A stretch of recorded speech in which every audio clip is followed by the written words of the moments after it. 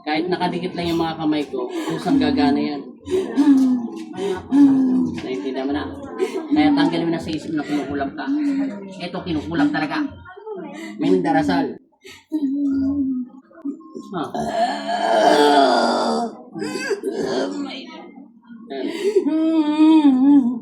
Masamang espiritu. Umalis ka sa katawan ng Panginoon. Patahimikin ito sa pangalan ni Kristo. Amen. Labas. Ngayon dumilat ka na. Tingnan mo kung luminaw yung mata mo. Malinaw na po. Wala mo siyang parang buhangin na. Ngayon, di ba yung pamo kanina ko? Hindi, huwag mong galawin. Magkata tayo. Di ba kanina kung bakit ang pinapaday mo dyan? Straight mo lang siya ng ganun kung maangat mo na siya. O anong pinag-iba? Ano, straight mo. Wow! Siya. Hindi po siya nai-straight. Ngayon? Tapos dito para siyang may nakabaluktot. Para walang dayan, ako nabibigyan nito. Ibagsak mo yung bigat. Hawakan ko lang. Yeah. Walang sakit. Hindi siya katulad kanina. Kung wala na, na-straight niya na. Sagad na ito. Sige, inang tubig. Tapos lakad ka, try mo ngayon. Kung ano pinagkaiba.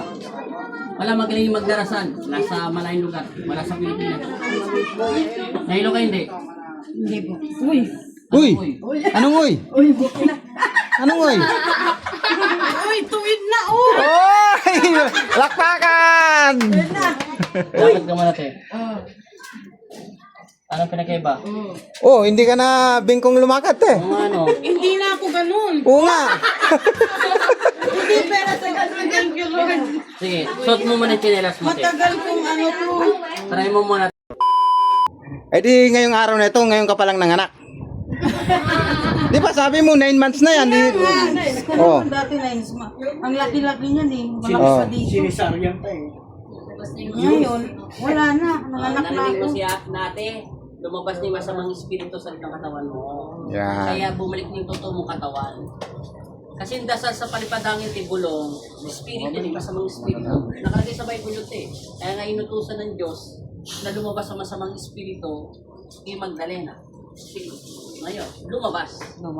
Kaya inutusan natin siya sa pangalan ng Pong Nazareno, umalis siya dyan at bumalik siya doon. Kaya yung sakit mo, nandun na ulit sa kanya. Grabe, dati hindi ko Hindi na yan. yung babalik. Babalik lang yan, te. Kung di ba sabi mo, kailangan mo lang kami napanood na ito sasabihin ko. Babalik lang yung yung cell yung masisira lang yon pag ng babae, pag ng lalaki, yung magiging boyfriend mo, Oo. na may siyang asawa, nagkagusto siya sa'yo na alam mo may asawa, Pinatulan ko. pinatulan mo. Unti-unti mawala yung selyo. Di pag single Pagka na. nagalit yung original, hindi. Matandang na lang. Pag nagalit yung original at pinadasalan ka niya, lahat ng sakit ay higit pa sa mararanasan mo. Pero kung yung asawa mo kunyari, magiging asawa mo kasama siya sa buhay o kinakasama, niloko ka niya, hindi mo alam na wala siyang asawa, pero sinabi niya wala siyang asawa, pero may asawa siya, pero nagsasama pa siya, nagtitext pa sila, tapos nagbibigay, wala kang kasalanan doon. Labas ka Kasi hindi mo dun. yun alam. Liban lang kung alam mo. Opo. Bawal ka makiapid at magnasa, pero pwede ka magmahal ng balo o walang asawa o matagal na silang hiwalay. Hindi mawala yung selyo sa'yo ng Diyos. Kasi may karapatan ka magmahal. Sinasabi ng Diyos, ang mga tao ay mahina sa tukso, ngunit pwedeng magmahal, huwag lang makiapid at magnasa. Ibig sabihin, hindi ka pwedeng magmahal na may asawa. Yung asawa mo. Hindi na ako mamalik. Wala nang nagiging jowa kasi sino pa ba mo? Papatol ng gano'n. Ay wala na ngayon eh. Papatol na sa'yo. Wala na ganyan. Sino ba yan? Hindi ko mga ginagalaw. Ayaw mo na siya si Pae. Eh, noon yun, ngayon iba na ngayon. Baka magsipila na sila. Ayaw ko. Kaya mamaya, paglabas mo dito, dito pa lang sa pinanggalingan mo dito sa pagpapagamot, ibibidyo na kita hanggang dun sa labasan. Sige po. Ay, Oo. tuwid na ako ngayon. Then, malalaman naman yan eh. Diyan lang sa up and down na gagawin. Ay, dito kanina, muntik na ako madapa dito. Nahawakan niya lang ako. Mababa pa yan ate. Mababa lang yan. Kanina, muntik na ako. Gumanon ako dito. Okay na yan.